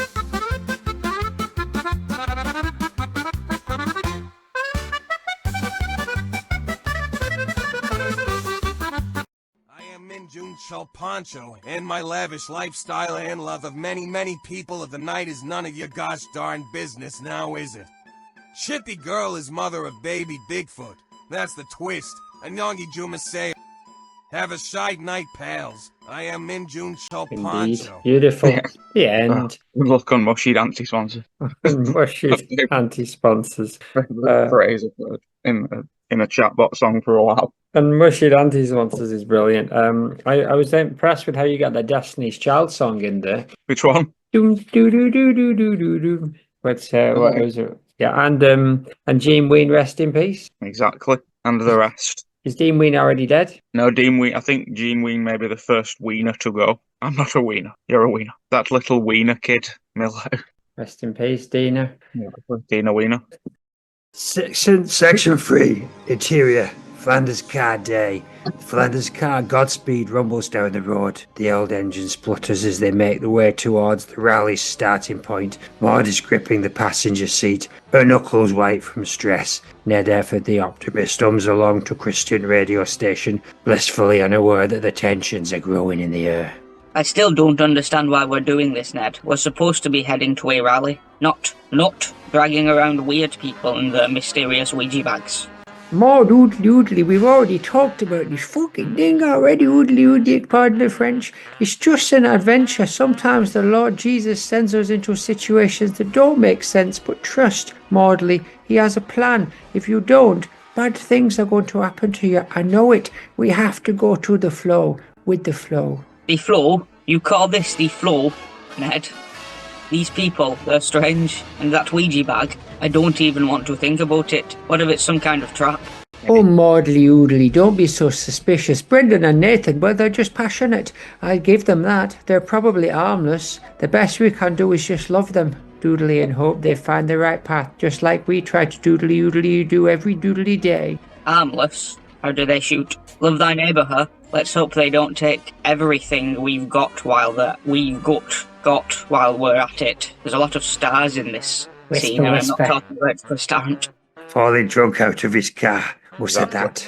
The total slag. Whisper, whisper, whisper, whisper. They don't know, do they? They've got no idea what we've really got planned for this race. Hearing the voice. They think they're just in a fun rally, but they're about to get a real They think they're just in a fun rally, but they're about to get real magic in the mix. And Maude, Flanders, she's gonna love this part. We'll make sure she's the star of the show, 128 episodes in, whether she knows it or not. In many ways, etc. Did you two say something about me? Oh, no, nothing at all, Maudlin. Just the nature of this rally is going to take everyone by surprise, you know. Real twats, real twists and turns. Nothing personal, I assure you, top shelf. Oh, see, Maudie, doodly. Let's chuckle. Obvious to the tension building between you and the passengers. They're just excited, doodly. It's just all good fun. And hey, maybe they're right. Maybe this rally will have some surprises. Who knows what the Lord has in store for us today? Oh, look, the van pulls up next to them. Oh, Mr. Sweetman's getting out. The confectionery disaster of a man. Oh, doodly, but here's the bizarre candy-coated mess. But his eyes, oh no, they're also a mess, filled with disdain and bitterness. Flanders, this nonsense has gone too far. You can't possibly expect me, a man who is too sweet for candy toad, etc., to survive this race in your flimsy little car, can you? Ha ha ha. Oodly. Oh, don't shoot that sharp glance at the candy man. Hello, Mr. Sweetman. You're looking as oodly as sweet as ever. How's the journey treating you? You call this a journey, Flanders? You're driving straight into chaos. No one here is getting out alive. 5 to 1, and a 1 to 5. Especially not with these effing 2 miserable excuses for wizards tagging along. Ha ha ha ha ha. The fuck's your problem? Maybe he's just sweet on us, right? He's been our friend up until this point. I think he's just having a bad day. And also, we're not actually wizards. That's our cousin, sweet man. He's been a right piece of work today, though. He obviously got up on the wrong side of his candy bar. Just ignore him, folks. He's probably still upset about being a constant failure. I don't trust him, or you two, or that bastard bag in the back. Oh, doodly, let's stay positive and focus on the road. Oh, particularly sharp curve. Oh my goodness, that wizard bag, oodly, is glowing brighter and an eerie hum is filling the air. The tension is palpable. Just gotta keep the faith. Keep the faith, oodly. Lord, I've got to oodly keep the faith. Nothing can go wrong when you're driving with Jesus in your heart. Jesus would never let us be in a car with these candy men and these wizards and these charlatans and that wizard back and Helen's a bitch. Oodly, the charlatans are not here. All right then. Anyway, while we're travelling on this road, do we have time for a diary that Maude is going to hear? Her own diary for the very first time. Exactly. So I was referring to my Korean friend that you're sat next to, Mrs. Charlotte Arn. Oh yes, very good. Go on, do the voice. Dear diary. Oh, I'm just going to get out my my diary and read aloud if you all don't mind. Oh, go for it. Go for it, Maude. Thank you. Dear diary, today is the baby shower of Marge, the new neighbour. Actually, I don't even think they've moved in yet, because I'm pretty sure they moved in after having Bart. They're in that little flat. Let's just say we knew them anyway from around town. She's having a baby shower, so me and Eddie are going to go and show our support, because that would be a nice thing to do, and I believe my cousin Sarah, is going to be there in a hat. So that'll be fun to see. That's something I don't believe I've seen before. A young Sarah Wiggum in a hat. Repeat. Hatted. Exactly. What the heck was that? Sorry, Marge. Ka-ching. Thank you, wizard bag.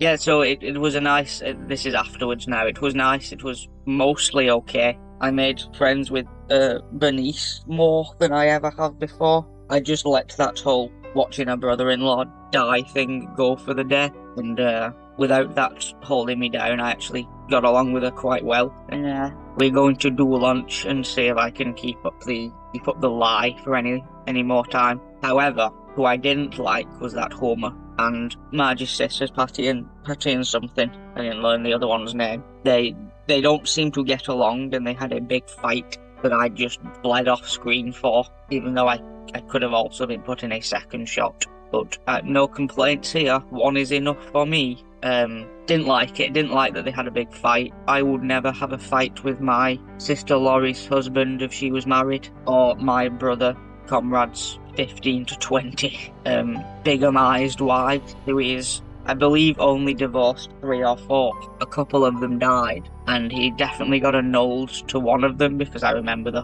how bad she was. Her name was Minty, and we'll learn more about her later. She, I still wouldn't throw her around at a baby shower though, because I've got some class and dignity. When I get home, I'm going to press my fur bottom up against the mirror though. And Helen is a bitch. Goodbye.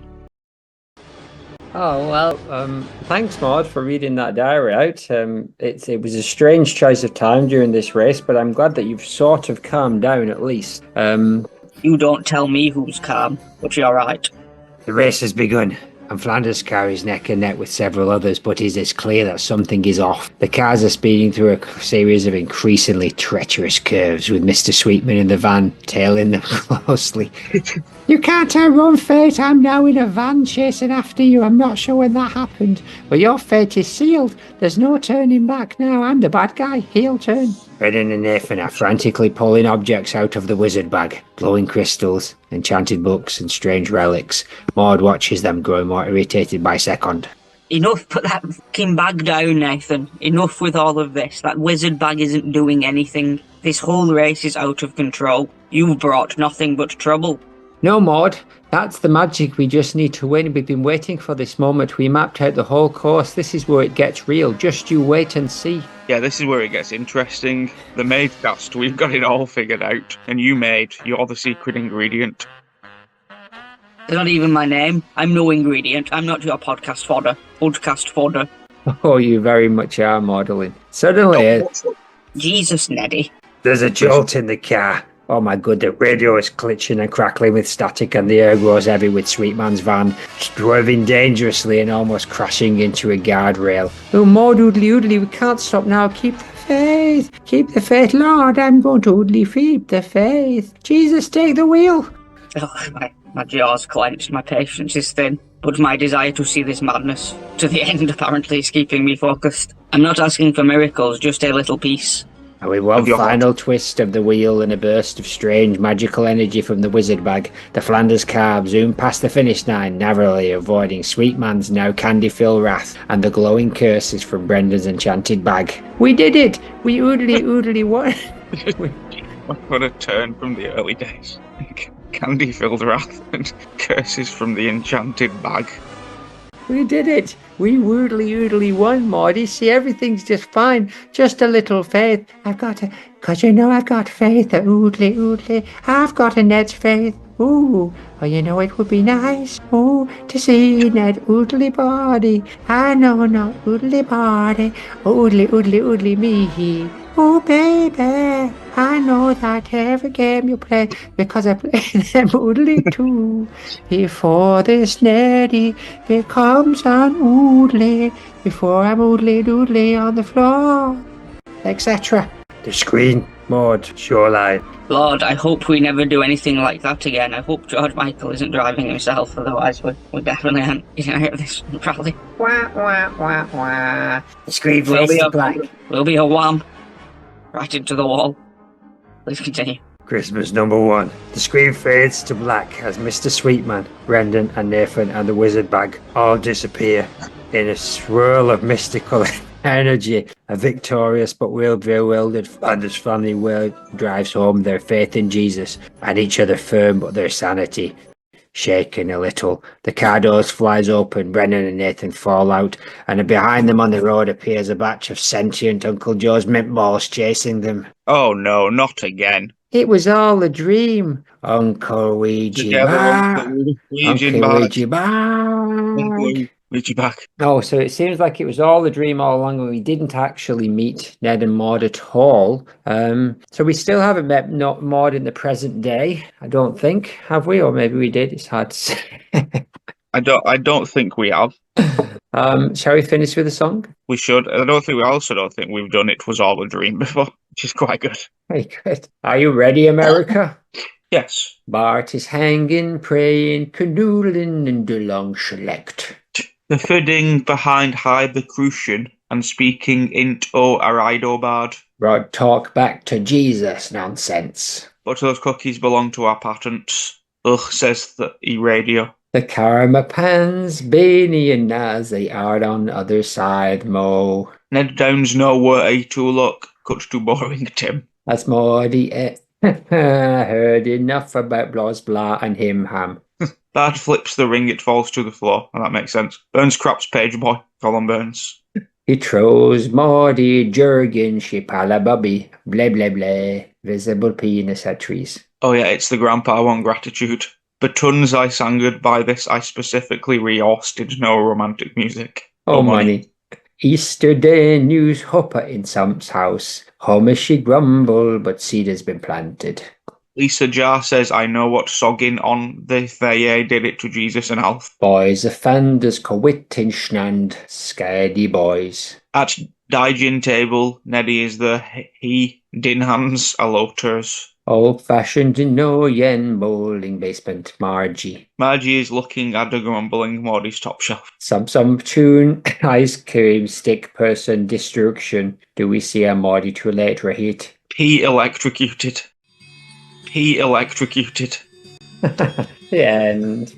The end. Or is it? P electrocuted. I was trotting. I'm snaggy. I'm on my way back to save the MFI at DB1. I was trotting along the cracked sidewalks of Springfield.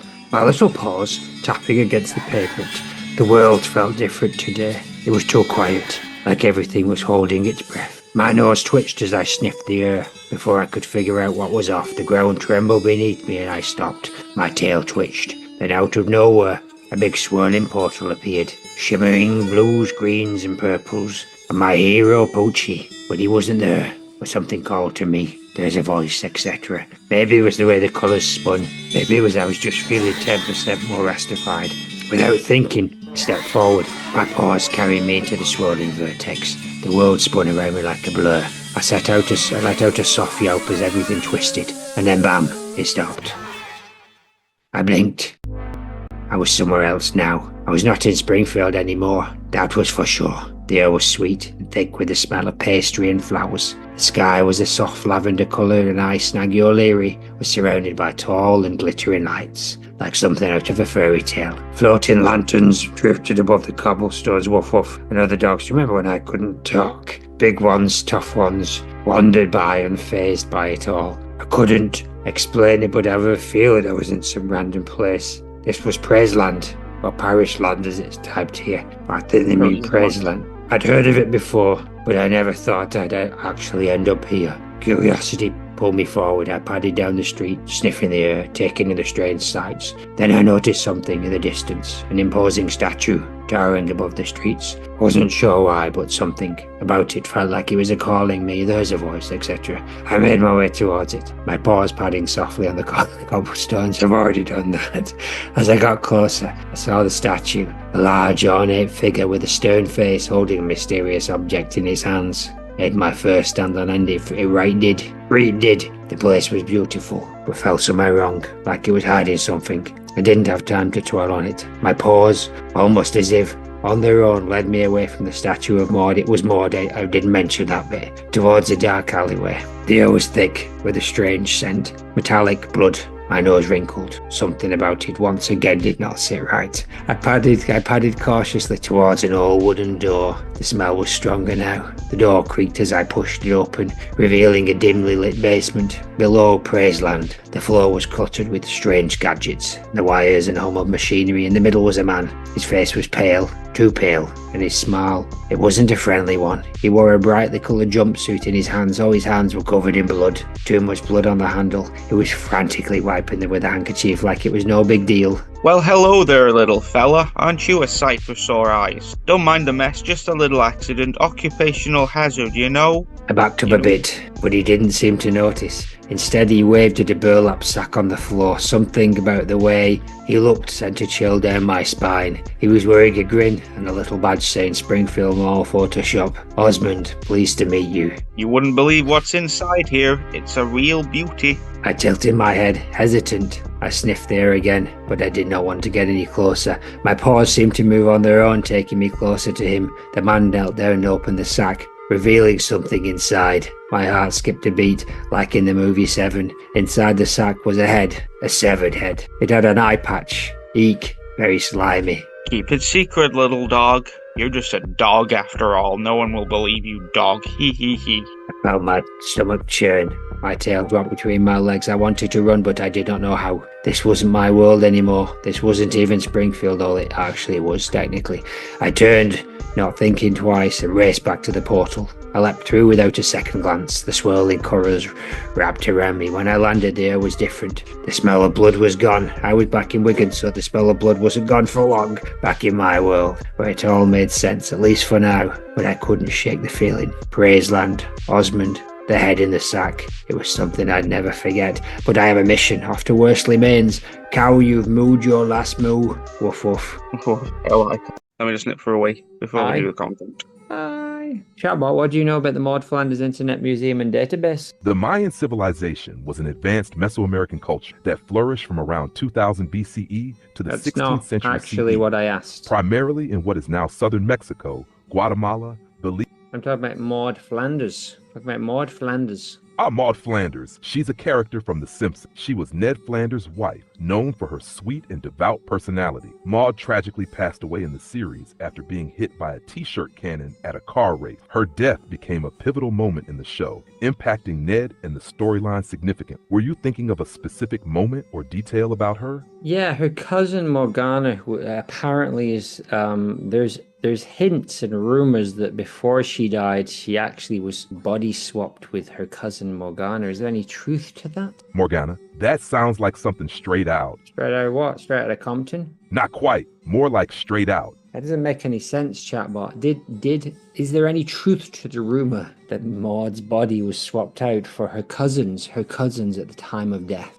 You're right. That didn't land well. Nope. No evidence at all? Exact. Morgana seems like one of those. What? Oops, I might have confused things. Morgana doesn't. You're confusing me a lot, chatbot, to be honest. What you're saying makes very little sense. Sorry about that. Let me reset. Maude? Can you sing me Maud's theme tune? Sure. Here's Maude Flanders' theme from The Simpsons. Maude, Maude, Maude, she's gone forever. Maude, Maude, Maude. This is really sad. It's short and sweet, just like her cameo moment. Yeah, actually, it's pretty good, but can you do a longer version? I'll give it a go. Maude, sweet and... Yeah, keep going. All right, here's the extended version. Maude Maude, sweet and kind, a gentle soul with love to find. With Ned by her side, they faced the world. Together their lives were unfurled. Maude, Maude, her laughter bright, always ready with a prayer at night. Her faith so strong, her heart so pure. In Springfield, her love would endure. But then one day she was gone. A t-shirt cannon, her fate drawn, leaving Ned with memories dear. Her spirit we hold near. How's that for an extended version? Beautiful chatbot. I like it. There's a voice that keeps on calling me. Down the road, that's where I'll always be. Every stop I take, I make a new friend. Can't stay for long. There's a voice that keeps on calling me. The end. Goodbye. Content.